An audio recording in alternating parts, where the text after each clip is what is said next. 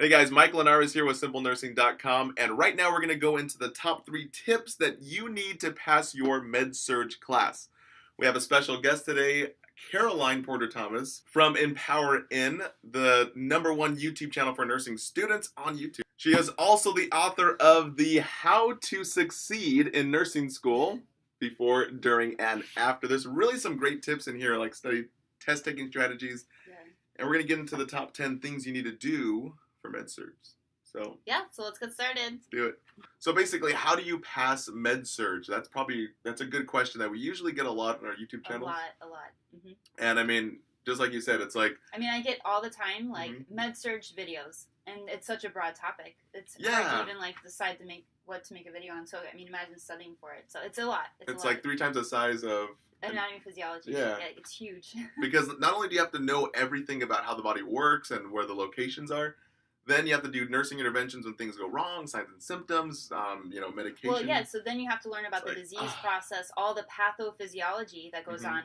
But then when you go to the questions, they're not even over that. They're basically in real life situations, which are, they're not possible to know those real life situations unless you're a nurse. Right. So that's why, guys, the best way to learn Med-Surg and to really get a good grasp on Med-Surg is to always know and go back to the pathophysiology first. That's what I recommend. And I know nursing school, they're going to throw a lot of books at you and, throw a lot of information. Caroline has a great tip in tip number 2. But, guys, really always the basics. And what I, preach on my YouTube channel is always, always, always go back to the pathophysiology.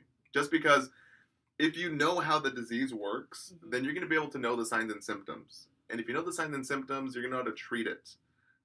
Then there are little specific things, but always start there. Just don't, jump into it and try to memorize all these signs and symptoms and, pharmacology and nursing interventions. But, that's what I recommend. Just try your best to understand and grasp the pathophysiology.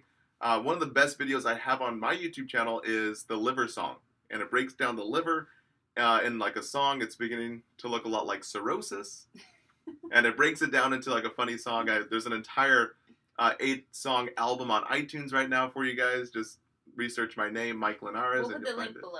Yeah, but that's what I recommend. And as soon as you guys get the pathophysiology, then you'd recommend.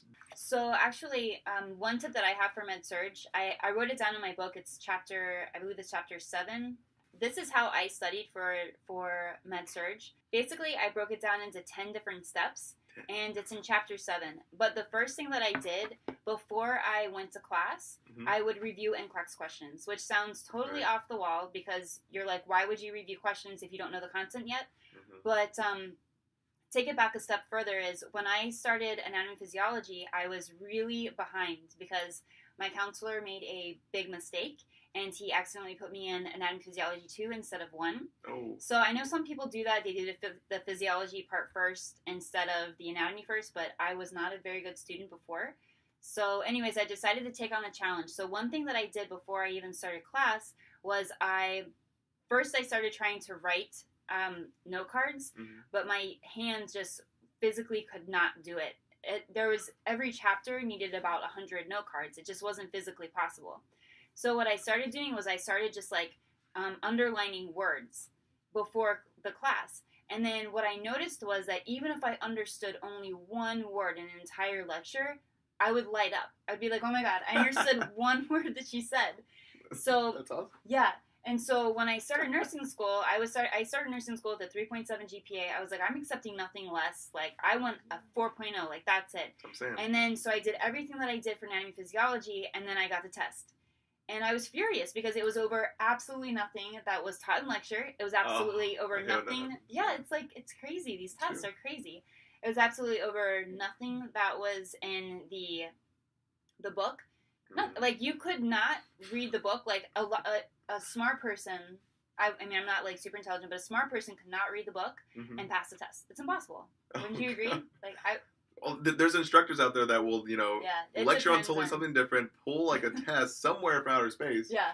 And then, So it's crazy. So then when I found NCLEX questions, I was like, oh, this is great. So I'll just review questions before the lecture. Mhm. And I also still did the underlining because that still helped. And I have videos on that also. I'll actually put a link below to my main like study video to help you guys out.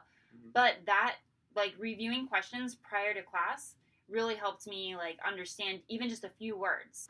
The only goal of nursing school is to help you pass the NCLEX. And it's funny because I didn't even know what the heck the NCLEX was until halfway through nursing school. I was like, what is the NCLEX? I just thought you graduated and you get to work in a hospital. Yeah. You know?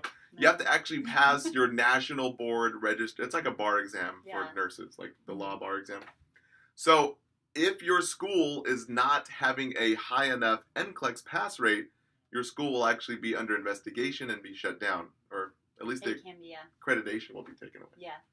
So that's why we say, like, you know, study the NCLEX questions before your tests, because it's going to help you prepare for the actual test. If your school's testing the way they should be testing. Yeah, they have to test with those kind of questions. Have to. They do. They have no choice. Like, there's certain they're not out there to like get you know get to you.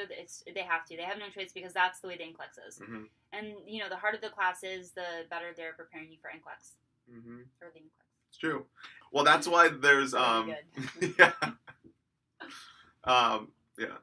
And that's the reason why a lot of nursing programs would rather fail you in nursing school than have you graduate and never pass the NCLEX. Yeah.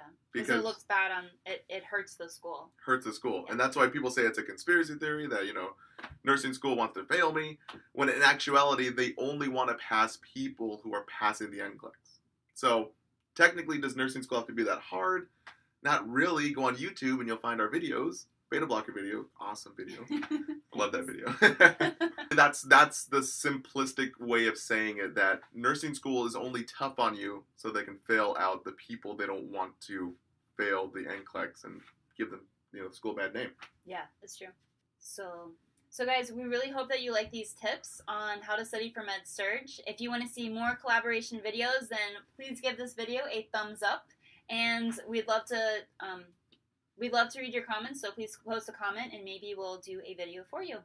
So anyways, I can't wait to see you guys next time. I love you. Bye. Bye.